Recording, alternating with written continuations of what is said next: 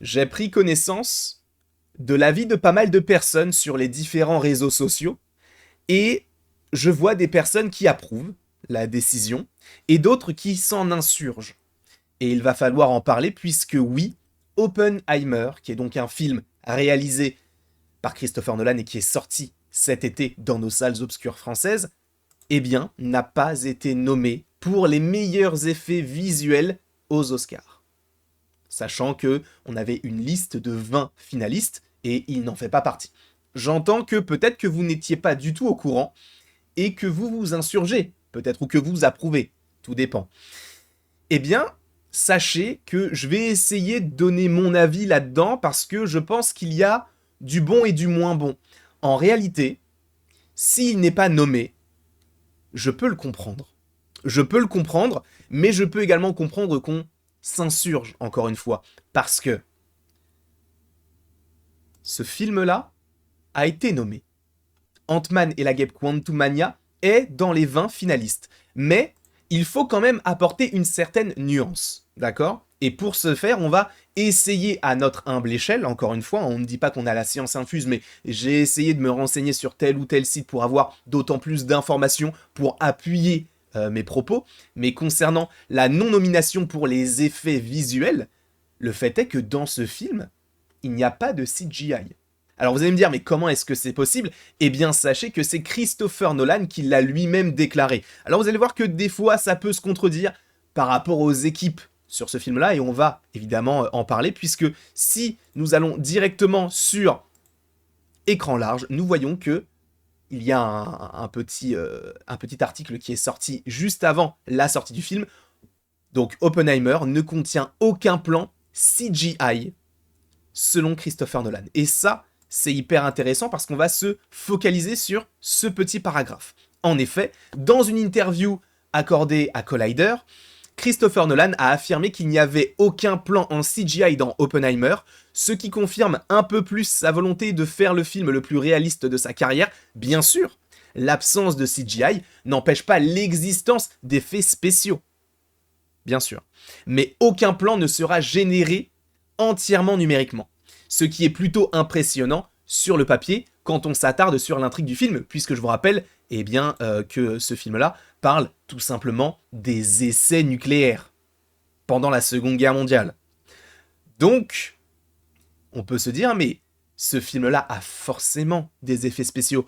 Quand Christopher Nolan a dit ça, c'est parce que il voulait pousser, entre guillemets, le consommateur à regarder son film. Eh bien non. Parce que, justement, en fait, si on s'éloigne un petit peu de tout ça, il faut savoir que ce film, il n'y a quasiment pas de plan grandiose en termes d'effets spéciaux, en termes d'effets visuels, j'entends. Certains vont dire, mais t'as oublié la scène de l'explosion. Eh bien, sachez que la scène de l'explosion a vraiment eu lieu, en fait. Ils ont vraiment fait une explosion. Il n'y a pas d'effet visuel. Bien sûr qu'il y a des retouches, parce qu'il y aura des effets à rajouter, ou évidemment pour homogénéiser le plan, pour que ça puisse rendre beau à l'écran. Mais en soi, il n'y a aucune CGI, notamment dans l'explosion, parce que le reste, on est surtout sur un film qui est très réaliste, donc on n'a pas besoin d'avoir des extraterrestres ou ce genre de choses, et donc de rajouter encore des effets. Non. D'où le fait que, pour l'instant, à mon sens, je peux comprendre que ce film ne soit pas nommé pour cela. Sauf que, justement, il faut revenir sur le côté de l'explosion, parce que si on va sur le site d'Allociné, une explosion atomique sans trucage dans Oppenheimer, comment Christopher Nolan a réalisé la scène de la bombe. Et c'est expliqué juste ici, je crois. Il me semble que c'est... Attendez, parce que je l'avais déjà lu, mais je ne sais plus exactement à quel moment est-ce que c'est. C'est ça, déjà, il a déclaré: j'ai demandé à mes équipes d'effets spéciaux de chercher des méthodes qui nous permettraient de filmer quelque chose de réel et de tangible. D'accord? Sachant, et je crois que c'est ici, c'est ça.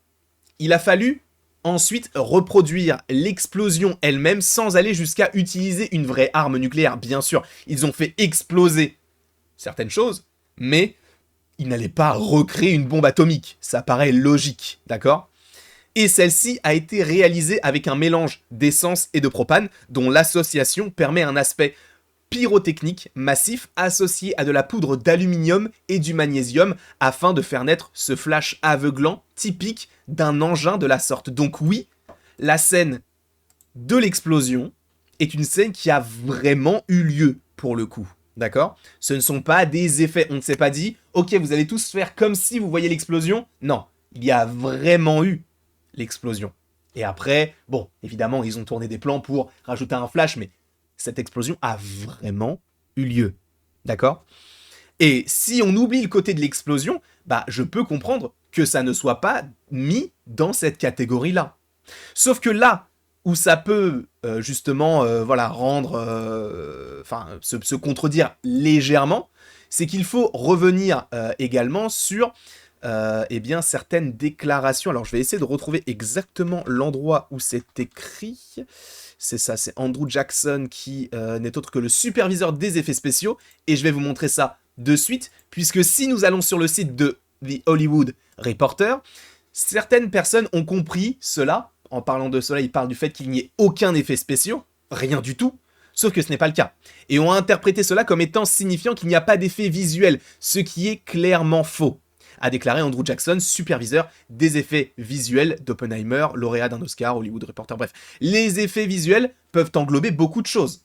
Cela inclut des images générées par ordinateur et des effets spéciaux intégrés à la caméra. Sachant qu'il ne précise pas là, mais peut-être qu'il le précise d'une autre manière, il y a des effets aussi pratiques. Pour ceux qui ne savent pas ce qu'est un effet pratique, en gros c'est Werewolf by Night. Il y a des effets spéciaux dans ce film-là, notamment sur Man-Thing, mais la plupart du temps ce sont des costumes. Tu vois, Werewolf by Night n'est pas généré numériquement, il est costumé, et il agit de la sorte parce qu'il est censé jouer le personnage. Donc avec du maquillage, avec des poils, avec des dents crochues, ce sont des effets pratiques. C'est le nom que ça a. Donc encore une fois, je comprends que ce film, avec ces différents éléments, ne soit pas nommé dans cette catégorie, parce qu'il faut rappeler quand même que le film Oppenheimer est tout simplement un film incroyable. D'ailleurs, j'en ai parlé sur la chaîne, n'hésitez pas à aller voir la vidéo en question si vous en avez envie. Mais Oppenheimer, c'est un film qui est génial, mais au vu de ce qu'on a comme information autour du film, je peux comprendre qu'il ne soit pas nommé. En revanche, ce film, ça me choque. Parce que certaines personnes, en fait, font la comparaison de « Mais comment est-ce qu'Ant-Man et la Guêpe Quantumania peut être nommé et pas ce film-là » Alors, je comprends qu'Oppenheimer ne soit pas nommé, et c'est pour ça que j'apporte quand même une nuance, mais je ne comprends pas que le film Quantumania soit nommé. Parce que certaines personnes vont me dire « Oui, mais c'est parce que t'as pas aimé le film. » Ça n'a rien à voir avec le scénario. Parce qu'il y a des films que j'ai vraiment beaucoup aimés et qui ne sont pas bien faits. Et inversement, il y a des films qui sont archi bien faits et que j'ai trouvé un peu moyens, voire pas bons du tout. Là, ça n'a rien à voir avec le scénario. Si les effets visuels avaient été vraiment très bons mais que le scénario était pété, bah j'aurais pas forcément non plus aimé le film. Il y aurait pu avoir évidemment un petit peu plus de positif à dire, mais ça n'empêche que le film n'est pas bon, à mon sens, notamment par rapport au scénario et les effets visuels dans ce film-là, et c'est là où ça me choque, entre guillemets, qu'il soit nominé, mais pas de comparaison avec Oppenheimer, c'est que ce film est tout simplement dégueulasse. À mon sens, encore une fois, chacun a sa perception, je ne parle qu'en mon nom, je ne dis pas qu'il est dégueulasse pour tout le monde. Si vous l'avez aimé, et je sais qu'il y a des gens qui ont dit « Non mais moi je trouve qu'il est vraiment bien fait, les décors et tout, ça rend vraiment bien », mais tant mieux pour vous. Moi, je vous dis uniquement que ce n'est pas mon cas, d'accord? C'est totalement subjectif, mais en fait, je me dis, comment est-ce que tu peux passer d'une scène comme Avengers Endgame avec tous ces effets spéciaux qui peuvent être également repris, on peut se dire, c'est pas super bien fait, à ça? Je suis désolé, mais c'est dégueulasse, à mon sens. Ou les personnages qui ont été rajoutés comme Webb. Pourquoi faire? Tu sens que c'est vraiment mal fait, enfin, ça n'a aucun sens. Et le pire, évidemment, comment ne pas le nommer, MODOK, c'est ignoble, d'accord? Donc, j'entends le côté où on s'insurge, et j'entends le côté où on peut approuver, justement, sur Oppenheimer, d'accord?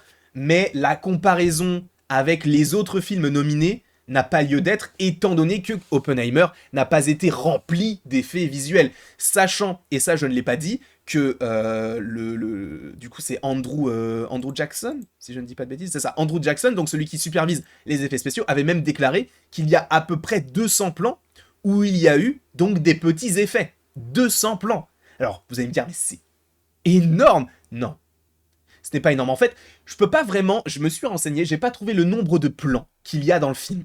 Je pense qu'on le saura peut-être un petit peu plus tard. Mais à titre de comparaison, sachant qu'Oppenheimer dure à peu près 3 heures, je me suis dit, bon, l'un des seuls films où on a l'information et qui dure à peu près 3 heures, c'est Avengers Endgame, justement. Et ce film d'Avengers Endgame, alors bien que, peut-être, encore une fois, ce ne soit pas forcément comparable dans le sens où Oppenheimer est peut-être un petit peu plus contemplatif avec des plans beaucoup plus longs, là où, du coup, sur du Avengers Endgame, on va passer d'un plan à l'autre assez rapidement parce qu'il y a beaucoup de personnages et il y a beaucoup de scènes de combat, et pour que ce soit un petit peu bien chorégraphié, il faut un peu tout montrer et de manière cohérente. J'entends. Mais Avengers Endgame possède 2500 plans différents. 2500. Donc si on part du fait que, ok, on va peut-être, aller, admettons, retirer, 500 plans, et ce qui est énorme, hein, pour coller avec le film Oppenheimer, il resterait du coup à peu près 2000 plans pour Oppenheimer. 200 plans de VFX sur 2000 plans, ça fait 10%. C'est vraiment, entre guillemets, très peu, d'accord? Donc, s'il n'est pas dans cette catégorie, sachant que la bombe a vraiment été faite, ça ne me choque pas. En revanche, oui, je ne comprends pas forcément, personnellement, la nomination d'Ant-Man et la Guêpe Quantumania, mais ça ne reste que subjectif. Quoi qu'il en soit, n'hésitez pas à me mettre votre avis dans les commentaires, n'hésitez pas non plus à aimer, à partager, à commenter et vous abonner si ce n'est pas déjà le cas. J'espère en tout cas que cette vidéo vous aura plu, j'espère que j'ai été assez compréhensible, bref. N'hésitez pas à vous abonner si ça vous fait plaisir. Et après tout ceci, il ne me reste plus qu'à remettre cette petite mèche dans le reste des cheveux. Et à la prochaine, pour la prochaine. Et sache qu'il va y avoir quand même pas mal de vidéos ces prochains jours, donc n'hésite vraiment pas à t'abonner si ce n'est pas déjà fait et si uniquement tu en as envie.